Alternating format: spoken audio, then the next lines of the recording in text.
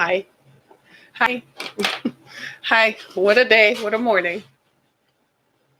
And we're still here. I touched my face. What a morning. It is quite the morning, isn't it? It's quite the morning. They announced impeachment this morning, so that's going to take over the entire news cycle for the next 3 days. Is it safe to say? It's incredible, isn't it? Mm-mm-mm. Hey, everybody. Good morning. Thanks so much for joining us. This is Harriet Kemick with Down to Earth, the show in which we talk about the issues that matter. And on our show today we're going to talk about deaths of despair, why poor healthcare is contributing to the deaths of people, and why poor healthcare is causing people to die. Poor people are dying. So we're going to examine the parts of the country where this is specifically happening. And is there anything being done about it other than we're not aware of it? And what happens to those folks? For some time now, we've been talking quite a bit on what happens to people as we encounter life crises. And I'm beginning to think that it's either I'm a prophet or it's either I'm seeing something, but we've been talking for some time about how coping with life situations tend to impact our overall health. And in some cases, it's impacting people's life cycles. What we're seeing is that people are dying from what I call preventable situations that are preventable. We know that there has been a spike in heart disease and strokes and COPD, which is pulmonary obstructive disorder. It's chronic because that means people are dying, they have a stroke, they have some sort of issue with their lungs. And COPD comes primarily from, you know what, smoking. So we know that these things exist, and over the last 30 or so years, there have been advocates about changing our lifestyles and how improving or changing our lifestyles to ensure that we have a balanced approach to life in terms of exercise, making sure that we have exercise and we have diet, that is a contributing factor to our overall health. But lately, in the last 10 years, we have come to understand that our mental health is just as paramount. That in fact, you're not going to live if you're not together mentally, and that you could be healthy physically, and that things could be going your way, but if you're not mentally aware, then you're not going to make it. And so, what we're finding is that people are dying in specific regions of the country. And so today I wanted to focus on that just a little bit to get all of us to be aware of what happens, what is going on in us, in our minds, in our spirits, in our emotions. How are we reacting to life situations that are threatening our lifespans?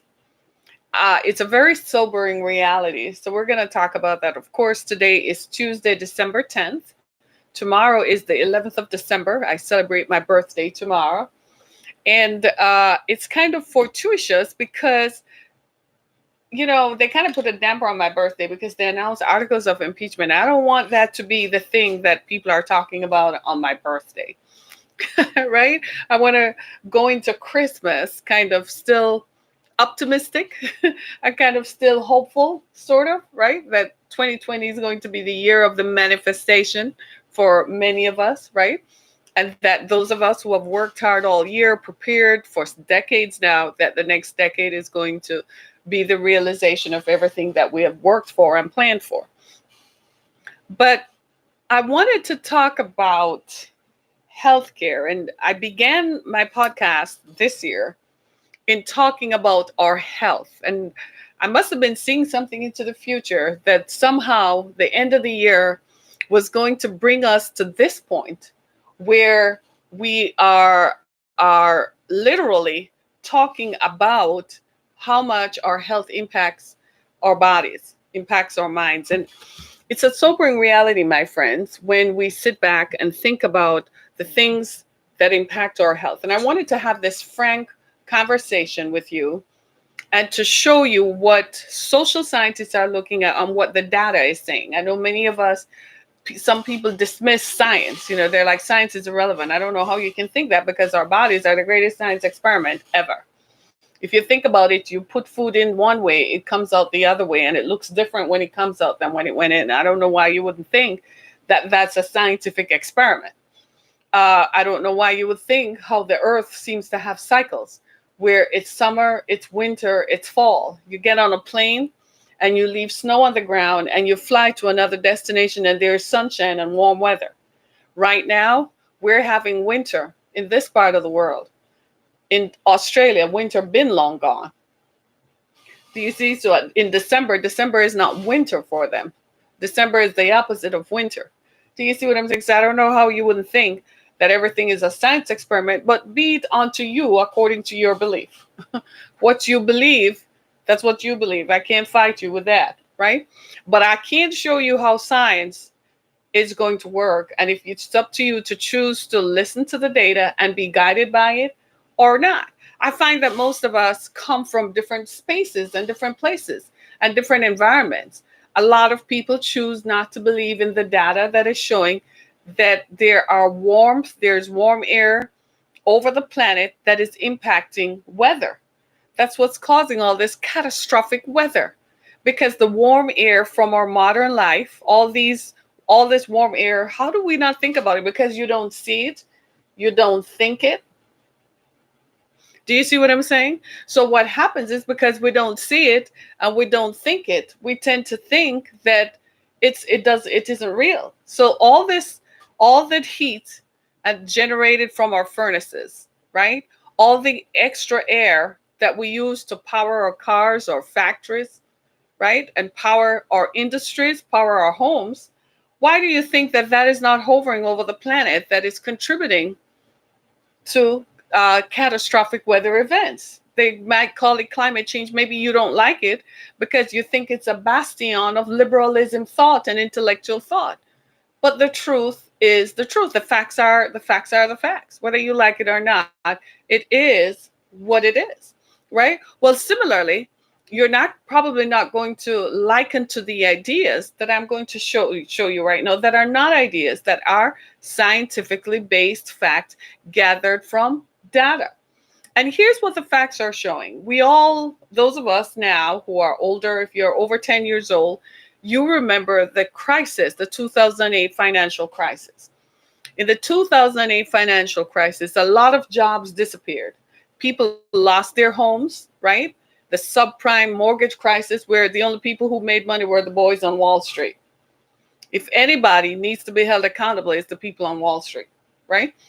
They made all the money, took all the money, and people were left with decimation in their lives. They were devastated. Homes were taken. People didn't have jobs because there was no money to lend to companies. And so there were no jobs available, right? And folks that lost their jobs and lost their grip on reality. No job means no house, means no car, means no life. People need jobs to maintain their lifestyles. So when the 2008 crisis hit and people were faced with despondency and the fact that they were facing an uncertain future, it would be remiss of the rest of us to think that did not impact people emotionally and mentally. Well, we're now seeing the residue of that. 2008 is 11 years ago now, right? 11 years have passed. Well, what has happened in the past 11 years? All of a sudden, America has what? A higher increasing death rate. We're noticing that people are dying in the primes of their lives. Children are losing parents. Employers are losing a talented and gifted workforce and skilled labor because people have chosen to swallow in despair. People don't have a choice. I don't think it's a choice. My mistake. It was not a choice. And so people don't have options. And what we're finding is this marked increase in death rates in certain parts of the country that is not happening in the coastal areas, like the coastal areas of the East Coast and the West Coast. People are not dying from the same kinds of illnesses. So this caused social scientists to look at this and to examine, why is this? And the message was clear. after the 2008 crisis in manufacturing, where the auto plants and the steel mills closed their factories, those areas were decimated. The areas: Ohio, Pennsylvania, Kentucky, and Indiana. Know those places? Alcoholism, opioid crisis, drug overdoses, and suicides. Rampant through those areas. People in the 25 to 64 age group who are still in the prime of their lives. Now, overall, the United States still has a high life expectancy. There's no doubt about that. But it could be higher, and it would have been had the 2008 crisis not occurred. Now, we're supposed to be a wealthy nation, but the wealth, as we know in America, is not distributed. Nobody is looking for equal distribution of wealth, because then we would not be a capitalistic society. What we're looking for is at least a foothold that people can maintain and hold on to what they have. The stories of people losing their homes to rapacious capitalism and losing their lives is too much. Some people just don't cope well with that. Some people don't know how to start over. Everybody can't run to the East Coast, because then they would have a problem. Everybody can't run to California and to the East Coast to see if they can make it better, right? In some states, the states that are showing an increase in death rates as well, right, are the white, so what I call the whitest states: New Hampshire, Maine, Vermont, West Virginia, and Ohio. The whitest states. So social scientists were looking at this, that this is a particular dilemma amongst rural whites, that it was poor white people who were facing it. But when they looked at the data that people were dying from COPD and heart disease, what they found was that it was distributed among ethnic groups. But here's the difference. Here's the difference. There's some ethnic groups where these things don't happen, like Hispanics and Asians. They don't die. You know what we found with that? They have a stronger sense of community and a stronger sense of holding on to one another. Hispanics and Asians help one another as a community, as a group, as an ethnic group. They support one another. Traditionally, these deaths are taking place amongst poor whites and blacks. But when it comes to, and you find that even with, we know by now that people with a strong support system are less likely to commit suicide. So if they have people around them whom they can talk to, whom they trust, who help them with hope. This is why I say continually that hope is a powerful thing. Hope gives you hope. Hope gives you power of life. Hope powers you to hold on in spite of the challenges that beset all of us. And there are challenges. You're looking at situations where people lost their jobs. Let's look at manufacturing, for instance, in the states I just mentioned: Ohio, Pennsylvania, Kentucky, and Indiana. In those states, what we found was that it was decimated simply because of the loss of manufacturing jobs. I mean, just recently, earlier this year, General Motors closed a plant in Ohio. You and I don't need to ask what's going to happen next. The diner is going to close. The mom and pop store on Main Street is going to close. People are going to start drinking and drinking and drinking. And in about 5 years, more people would have died who will tell glory stories about the days when they worked at the plant. Are you hearing what I'm saying? People are dying from despair. When you look at the 25 to 64 age group, you recognize that these are people who are at the prime of their lives. You turn 60, you have a whole wealth of wisdom and experience to offer to a younger generation. How is that wealth and experience, that wealth of knowledge and experience, being distributed if you're lying in a grave? The richest place in America right now is the graveyard. It's also the place of broken dreams, where people gave up because they could not cope with the issues of life. And this is why I take angst with politicians who go out on the campaign trail and make promises that they know they will not keep, just to get a vote, to get into office, to fulfill their own selfish desires. Because they know they couldn't keep GM plants open. They knew GM was not going to keep plants open because the world had changed. People are not buying small cars anymore. They're buying SUVs and trucks. That's a reality, right? People are all with the future is steering down on us with electric cars. That's not something that's never going to happen. That's something that will eventually happen. Do you see what I'm saying? Just like mobile phones, we're going to replace home phones. It's the same thing. You can't fight it. It's the advance of technology. So politicians, either they were misinformed or uninformed, but went out on campaign trails to promise people stuff in desperate areas, in desperate parts of the country that are being decimated, knowing they were not going to fulfill it, but were so hungry for power and wanted power at the expense of people's lives. Now, General Motors has closed the factories in those areas. The same thing is happening in urban Detroit and in Hamtramck, where GM is planning to close plants. The mayor of Detroit is offering GM incentives to keep the plant open because it affects over 1,500 employees. What is the value of 1,500 employees? That's 1,500 families who are going to be impacted. That means the factory worker who leaves work goes to the local Dunkin' Donuts, right?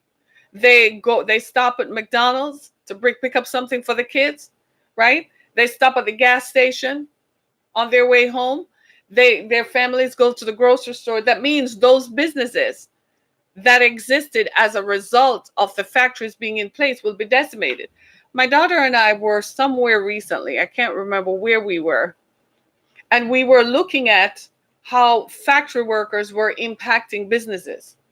And as we sat there and observed, we realized that if the factory closes, those businesses will be totally gone.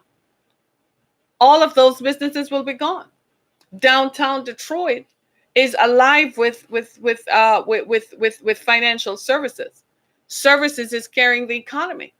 If some of those financial services go out of business, the entire strip on Jefferson and Larned and all those streets that connect, they're going to lose their businesses.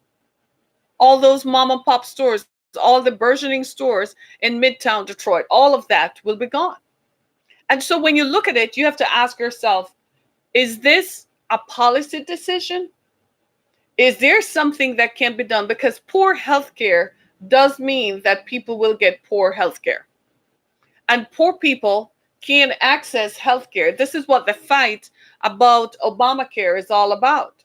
Reducing people's options, making healthcare less available to the people who need it the most. And as I said, politicians who have never had to live a day in their lives, who never had to experience want, who never even knew what it was like to see a dying parent that you could not control or stop the advance of disease, sit down and make promises to do things that benefited them. At the end of the day, it's all about them and how much money they and their family are going to make. And they make decisions about people's healthcare choices that impact directly how people live. In rural America, where they're mostly whites, they don't have healthcare up there, brother and sister. They don't have healthcare. So preventable diseases like heart disease and strokes and COPD don't get treated. People have cancer ragging through their bodies because in those areas, industries have left chemicals in the ground. That means the water table is polluted. That means the water coming from the sky is just as polluted because it's a cycle. The water under here creates precipitation that comes down as rain and comes down as snow, blah, blah, blah. You know how that works, right? The water is contaminated in one place in West Virginia where death is rampant, where cancer is not just a disease, cancer is a plague. The factory that has pigs was pouring raw acid into the water system downstream. So the people who live downstream didn't know they were drinking contaminated water for decades until people started dying. And trying to hold the company accountable became a political situation. That's what poor healthcare means. It means that you elect people who have no agency and have no investment in seeing people's lives being improved. My friends, we're at a turning point in our country. Where is America, dude? Where did America go? Went on a ship and sailed to Russia? Or did America just start sailing and just took off on its own and left the rest of us behind? Like, we're like, what? What's that, America? What happened here? Where did America go?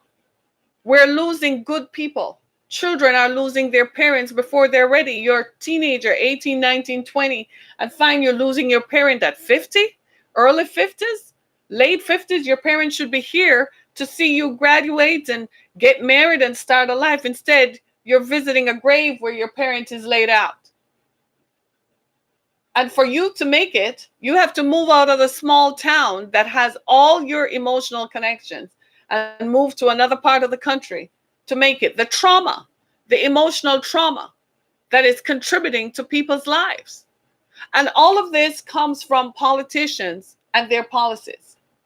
Politicians who sit down with oligarchs, big business, large business owners, large companies, and say, this is what we're going to do to remain profitable. We don't care about the 3,000 people whose lives are going to be affected by the closure of the plant. It's not that General Motors could not retrofit the plant to make electric cars.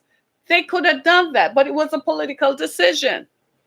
It's not that General Motors or Ford or any other plant could not make the investment. They would rather take it to China.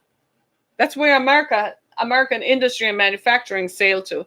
Take it to China, where they pay people 0.1 cents per hour to do the work, and then bring it back here. It's cheaper than to pay Americans to do the job. Because at the end of the day, they want to be an oligarch. They want to be big pimping and big balling.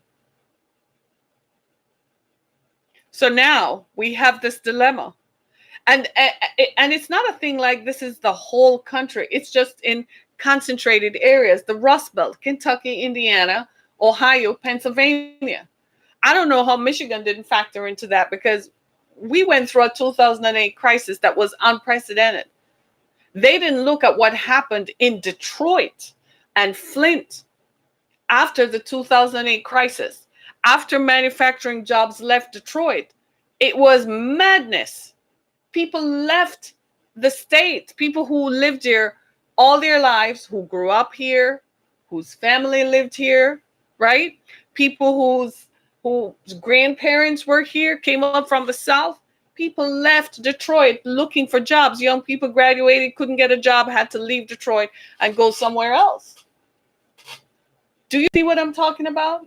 So it's not like it didn't happen in other parts. I don't know how Michigan didn't factor into it. It has to be that they didn't look at what happens in Black areas. The same thing happened. Detroit was decimated. It was a ghost town, downtown Detroit. You could, after 2008, you could drive on Jefferson and not encounter a car for a while. You literally could drive from Jefferson, from the Lodge, almost all the way to Grosse Pointe. You might count 2 cars. Buildings were empty. The police didn't make sense being down there because there was nobody down there. Detroit was taken over by vagrants and homeless folk. That's what happened after 2008. Buildings were boarded up. Businesses that have existed for decades disappeared. Where did all those people go? I used to drive around Detroit and say, so the people who lived in these homes, where are they now? Where did they go? The 2008 crisis was rabid through this area, because this area is dependent on manufacturing jobs to this day. Right now, GM is struggling, not financially, but struggling to come to grips with the new century that has dawned on it. Electric cars are going to be the wave of the future in 10 to 15 years. I don't know how they're going to sustain it in winter when things are frozen. I don't know how they're going to keep that going. I think people need to think about that. And meanwhile, the people who provide energy through oil are intent on keeping it going the way they like it, because they make a lot of money from oil. Right? I don't know how it's all going to work out. I don't know how electric cars, but I do know that they're going to find a way, especially in parts of the country where they don't have adverse weather like this. Maybe that's where electric cars will proliferate. But here in the Midwest, where things get frozen, solid, kind of steep, they have to figure that out. But they're doing the investment because, to their minds, that's the future. They want to remain competitive. So they're not looking at retrofitting factories to accommodate the new technology that needs to be there so that cars can either use what they call flex fuel, ethanol and regular fuel, or using fuel or battery. Maybe that's where it needs to be. The car can use either battery and fuel. So if you're in an area where you can't get it charged up, you switch to fuel, right? So whatever their thinking process is, they have to think through this to arrive at a conclusion that is going to be mutually beneficial, not just to General Motors and Ford and Chrysler, but mutually beneficial to the population it serves. And there has to be some element of corporate responsibility, some moral thinking that is guiding their actions. It can't just be about the bottom line and we have to satisfy our shareholders, and our shareholders want their money and their dividends. It has to be about what's happening to the people. I dare say, and I've been saying for some time, that America has changed. That the stuff that we used to focus on, where we were concerned about the well-being of others, that shifted. That boat sailed. People are like, I don't care about them. I care about myself and how many billions I'm going to make. Let's look at the opioid crisis, for instance. They've held a family who proliferated in the manufacture and distribution of drugs, the Sackler family. They've held them accountable. That's just a teachable moment to teach others, because there are other drug makers who are still sitting on the sidelines and so on. And when you look at how easy it is to have access to a drug like fentanyl, anybody knows what fentanyl is? Fentanyl is 100 times more potent than morphine. If anybody who has ever had a sick relative in a hospital knows that morphine is the most potent drug that can be prescribed to ease pain, especially people who are dying, people with chronic illnesses that life expectancy has been compromised, right? But fentanyl is 100 times more potent. What drug distributors have been doing is mixing fentanyl into heroin. So people who take drugs don't know that. I mean, it's not like you go to the doctor and they prescribe you a pill and they say the pill has this much dosage and you can only take this much dosage every 3 or 4 hours. People who are chronic drug users just use the drugs indiscriminately. They don't know how much of it they're taking in, which accounts for a lot of drug overdoses, because fentanyl has been processed into the drugs that people use recreationally. Now, why are people using more drugs? I mean, in the 60s, people were doing it for, to dance psychedelically and to feel good. They were not using it as a form of escapism. Today, people are using drugs to escape their reality. That's interesting, and that's something to focus on. Because if, and get this, this is key, right? This is key. We got to get this, right? This is key. Uh, if people are using drugs today to escape their reality, what that tells us is that tells us that people are using drugs for what? Not recreationally. They think it's recreational, it looks recreational, but they're using drugs so they don't have to think about the loss of their jobs, loss of their family, and the loss of their income. And the usage of that drugs, because it's severely addictive, means they don't have any choice over how they use it. So they continue to use it and use it and use it until something terrible happens.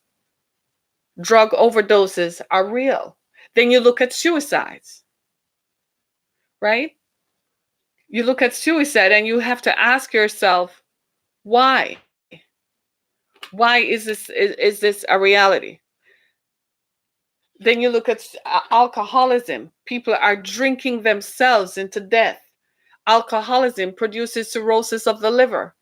where the liver can't, people die from alcohol poisoning. You drink so much alcohol, you can't function. It cuts your liver off, your liver function off.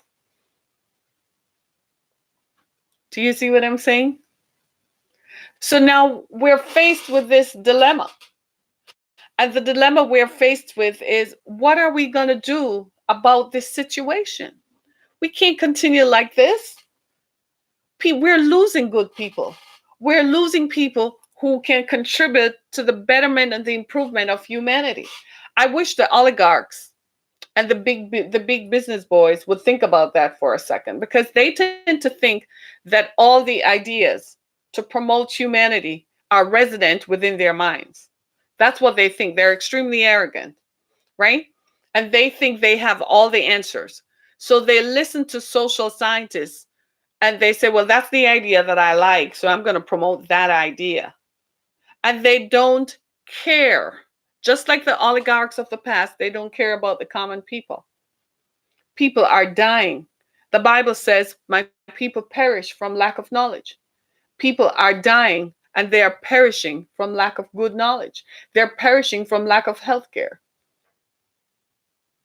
Because what if you go into rural America, how many hospitals do you think you're going to find within a 50-mile radius? Let's say a 20-mile radius. I can tell you right now, in the Detroit area, within a 20-mile radius, I can count 5 hospitals on one hand.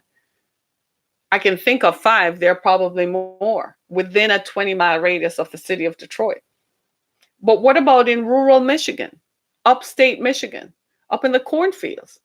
How many hospitals can you count? Driving to Lansing from Detroit, I got to think about that. How many hospitals do I pass on the way within 100 miles radius? Do you see my point? So when you look at in rural America, this is a contributing factor to why people are dying. They don't have the transportation to drive 50 miles to go to the nearest health center. Do you see what I'm saying? So our country is becoming unbalanced. There are more people living on the coast because of access to jobs and to healthcare than there are people living in the middle of the country. Manufacturing itself has left a toll. Don't think that stuff didn't get into the water table. Don't think that stuff didn't happen. You give it 5 years from now, after that GM plant closed in Ohio, you're going to hear about some sicknesses coming out of it, where some weird kind of cancers start manifesting.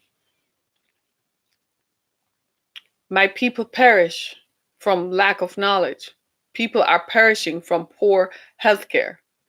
The 25 to 64 age group is the target. Let me give you some facts that I read today. There's a New York Times article that I posted the link to. It says life expectancy dropped over a period of 3 years after 2010. People in their prime were dropping. White Americans in rural areas were suffering from drug overdoses, alcoholism, and suicides, what we call deaths of despair.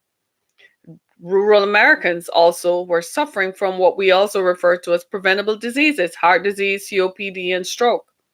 The highest increase in death rates occurred in the whitest states, New Hampshire, Maine, Vermont, West Virginia, and Ohio. But what we saw in Ohio, Pennsylvania, Kentucky, and Indiana was the loss of manufacturing jobs that caused people to give up. We need hope more than ever. This is not the first time that this has happened. In fact, in the 1960s, life expectancy among American males had dropped. It resuscitated because, again, in the 1960s, we were facing a cultural revolution. Manufacturing jobs were changing, and we were facing a social sort of change. So we understand that things change and life evolves. There's no doubt about that, right? What we're not believing and what we're not accepting is that some of these preventable diseases could be ameliorated by healthcare, by proper healthcare. That people will come to a health center, and when a problem is diagnosed, at least they have the option. You have a problem with alcohol? Well, we can send you to some alcohol treatment centers. Why do you have a problem with alcohol? Lack of jobs, lack of infrastructural investment. In the inner cities of America, the problem is gun violence. Where does that come from? A lack of jobs, lack of infrastructural investment that causes people to give up when they don't have a job. So they turn to guns. So gun violence is what is killing people in the 25 to 64 age group in urban America, in rural America. It's lack of jobs manifested in suicides, drug overdoses, and alcoholism. Same problem, different responses to it. Again, the problem is lack of hope. When people don't have jobs and they can't earn an income, there is no hope. We've become a society of rapacious capitalism. We're focused more on the bottom line and profit margins than we're focused on humanity. And there are not enough voices to speak up in defense of humanity. More people are more focused on their profit lines, their bottom lines, their profit margins. More people are focused on that than they're focused on mom and pop who lived out in the Rust Belt or Uncle so and so. I mean, I left the Midwest 50 years ago, kind of thing, right? And so we're not as focused on that. We're more concerned about the bottom line. We're more concerned about, well, how much is it going to cost me to live? I want to make as much money as I can. I am Jeff Bezos and I own Amazon. I've got to make $168 million a day. If I don't make $168 million a day, somebody's head is going to roll. That's what's driving this. And we've got to change the dialogue.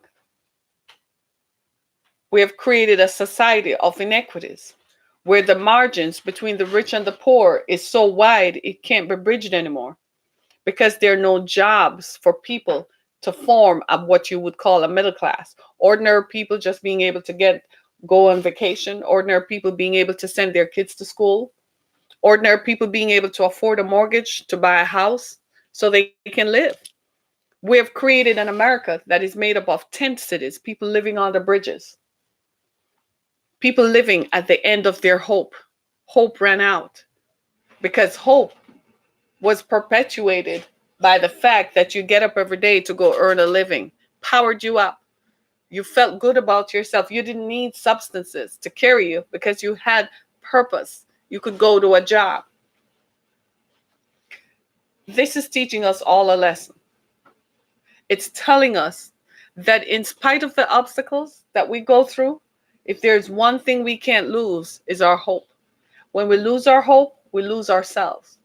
Because if you allow yourself to become inundated by the problems that beset us, you will find that you can't make it.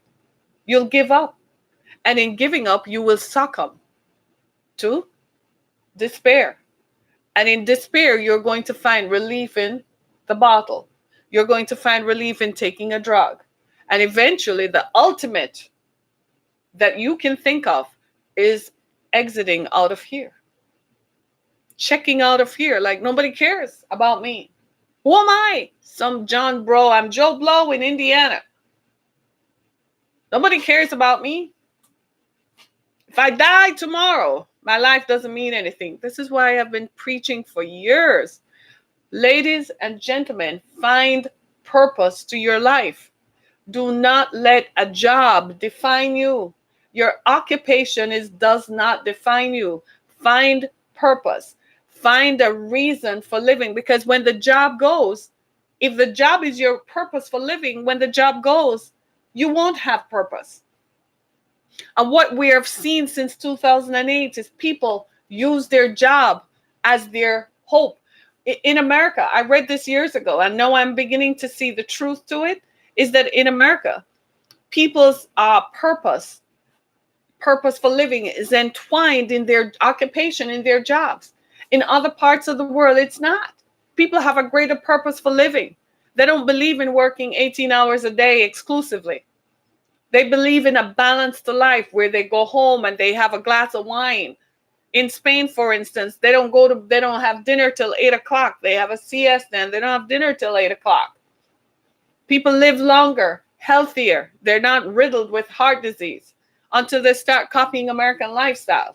Here in America, Jesus, you go to work and you're like a bunny. They power you up. If you don't, no, all day. Yeah, all day. Ladies and gentlemen, we need to find a purpose outside of our occupations. Your job is an occupation. It occupies your time.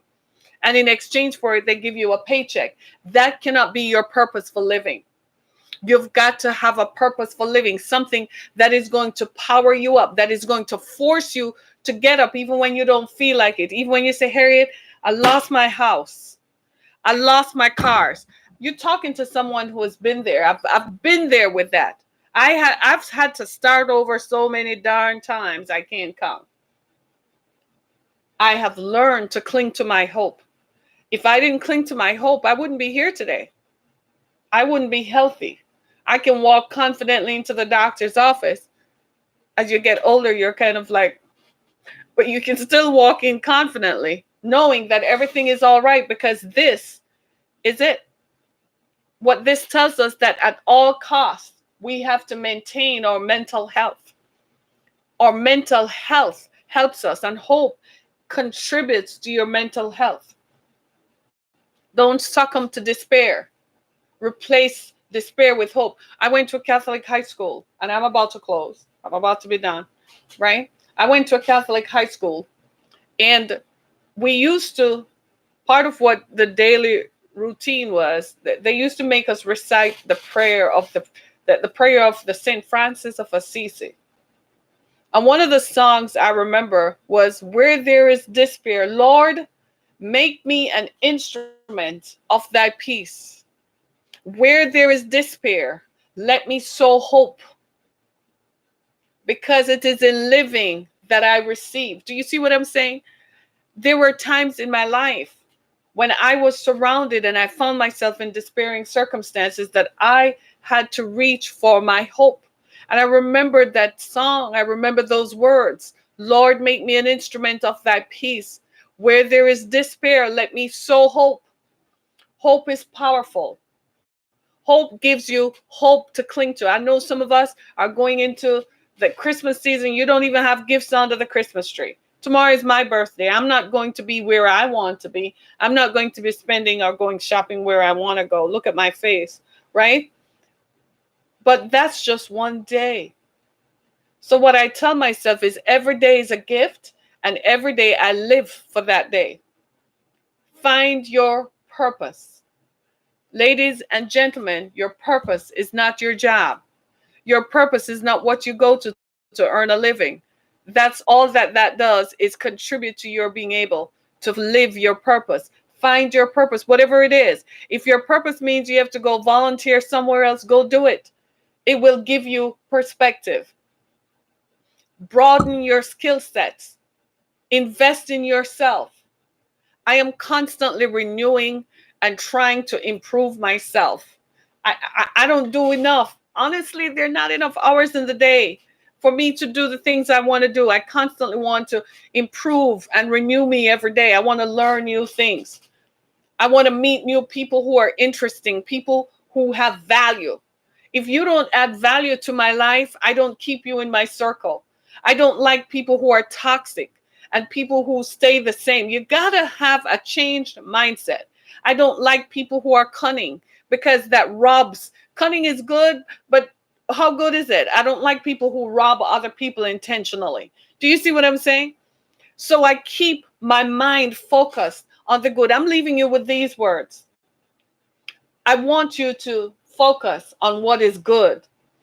Focus on the good. In this season, when the season began in November, I said it at the beginning of that season, that we're entering into the holiday season where people are not with the people they want to be. Some of us have lost spouses. We've lost friends. We've lost family members. Hear me clearly. We have lost our hope. Those were people who were part of our support systems. We had to learn to rely on ourselves. We lost valuable people. We lost good friends. We lost people who were our back. They held us together. You cannot give up hope. Cling to what you know that is good. If anything be good, think on these things. Think on the power that powers the universe. Think on the fact that the stars still shine. Think on the fact that the sun comes up. Even though I live in Michigan and it probably is snowing someday or something right now, it probably is. But the sun is going to come up tomorrow. If it is not tomorrow, it's going to be another day. The sun is going to shine on your circumstances. Do you hear me? I speak peace and well-being and health and wellness into every listener on this program. I command peace be upon you. I command hope to replace the despair and the darkness that is upon people's minds in the name that is holy. I thank you right now, Jesus, that you will come to these folks and you will come to our aid and you will tell people not to pick up a bottle. My friend, look at me. Look at me. Look here. Drop the bottle. The answer is not in the bottle. The answer is not in the white powder stuff you put under your nose. The answer is not in the pill. The answer is in your mind. The answer is in you. You are the miracle. You are the greatest miracle in your life. You are the best thing in your life. Focus on how you can be a better you. Replace the darkness with hope. Stop watching all these depression memes and these depression stuff. Don't buy into that. It is going to lead to one place, and it's called death. And there is no coming back from death. Can I just be honest with you? When you die, you don't come back. When you die, you don't go to a place where you're floating and you think that death is a revenge on the people who caused you to die. The people at General Motors in a boardroom and the people at Price Waterhouse and Deloitte and Touche, the people at Bank of America, they don't care when you die. You are not going to see them, and they're not going to care that they contributed to your death. They're going to sign off and they're going to keep it moving. Just like with the people who walk out of our lives, they don't care either. They keep on walking. Well, what are you going to do? You got to get up and live. Somebody walked out of your life. Somebody told you in this season they don't want to be with you. They don't want you. Keep it moving. You lost a job. Okay, there are many other jobs. Keep it moving. One of the things that I do, I like looking, you all have a bank account somewhere. Why don't you log into your bank account and just imagine that there are more dollars in front of them zeros? Don't just look at the zeros. Tell yourself that there are going to be more dollars in front of it. Command you to rise up. Speak to yourself. Go stand in front of your mirror and tell yourself, I'm coming out of this. I'm coming out of this. This too shall pass. I'm coming out of this. Enough of the despair and the darkness. Tell yourself, I'm coming out of this. This too shall pass. Come on. This too shall pass. Replace despair with hope. Find you somebody who can speak hope into your life. You don't believe me? Go to my Blog Talk Radio page and listen to some of the sermons I preached years ago on hope and faith. My friends, it came back to bless me. My investment in myself came back and blessed me. When my mother died, I felt like all hope was gone. I kid you not. I never knew anything like that could ever happen. I never knew losing a parent made you confront such realities. I didn't know how I was going to make it. I literally wanted to pull the covers over my face. But I was still alive. And what saved me was hope. I clung to that little hope and clung to it until I learned to deal with the fact that she's gone. And the fact that I have to live. I told myself, I have to live. I want to live. I have a contribution to make. I got to do this. That's what powers me up every day. Do I wake up every day like, my kids say that I wake up and they can hear me working out.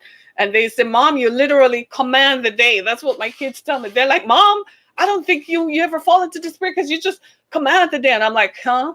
Really? You know how hard it is for me to get up in the mornings? I don't even like waking up. They're like, that's not the manifestation. What you're seeing is just a glimpse. I know you lost your job. I know that the job is gone, but it's not the end of it all. Move to another place if you had to. When I was faced with despair in my life, I changed my circumstances. I changed my geography. I moved to a place where there was more hope, where I could find a support system that powered me up. Even if it doesn't work for you in Indiana or Kentucky or Ohio, find somewhere else. You might be in New York City and it's not working, go somewhere else. You might be, before you cling to something and you find yourself at the bottom of the heap, go somewhere else and start over. I know a man who is a Muslim. He had a business in West Virginia. He had a series of gas stations in West Virginia. He's a Muslim in the red state, West Virginia, in the mountains. They made it difficult for him to perform his business, so eventually he sold it. He moved to a place called North Dakota. He called me. He said, Harriet, I've never in my life lived in a trailer. He said, boom was on in North Dakota. They couldn't build apartment buildings enough. People were moving there because they could find jobs. And the rent was cheap. So the rent started to hike because the demand outpaced supply. So what they did was people started renting RVs and living in RVs. So he said he's the happiest. He bought a gas station. He said it was so cheap. He said he sells everything in the gas station. He worked morning, noon, and night. He said he had to sleep in the back of the gas station. He couldn't even leave it. But what kept him going was his hope. He said, can you believe I end up in a place like that? Hope is powerful. Hope now, therefore, hope in the Lord. Hope. Believe in the God of your salvation. Believe in what you believe. Come on, hope. Cling to something that is bigger than yourself. We have allowed ourselves to be narrowed down and tell ourselves that we are the end of ourselves.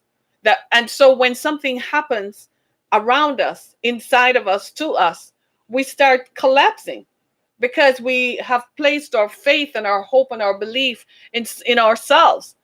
While you do that, but you have to believe in something bigger than you, something outside of you, that you can feel that some peace when you go to pray.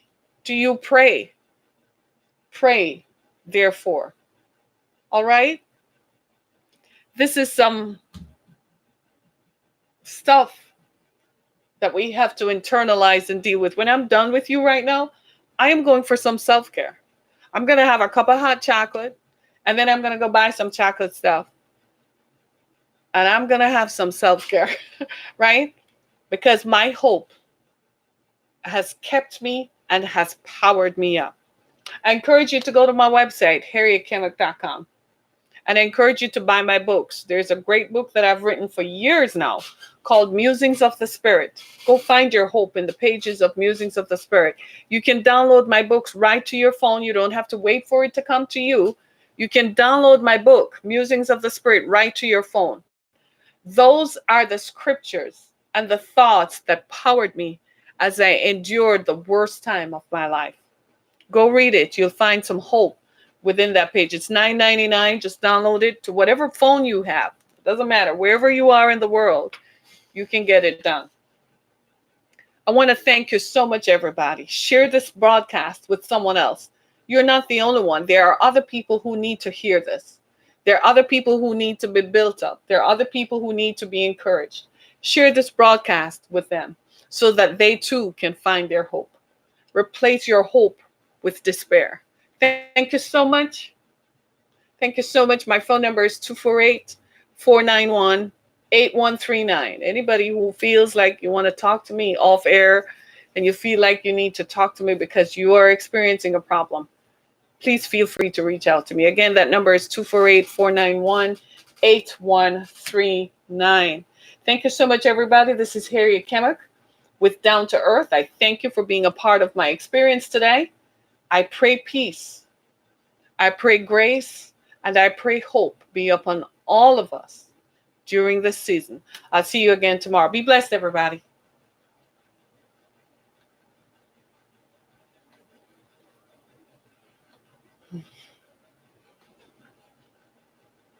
Bye. Thank you for using Blog Talk Radio. Goodbye.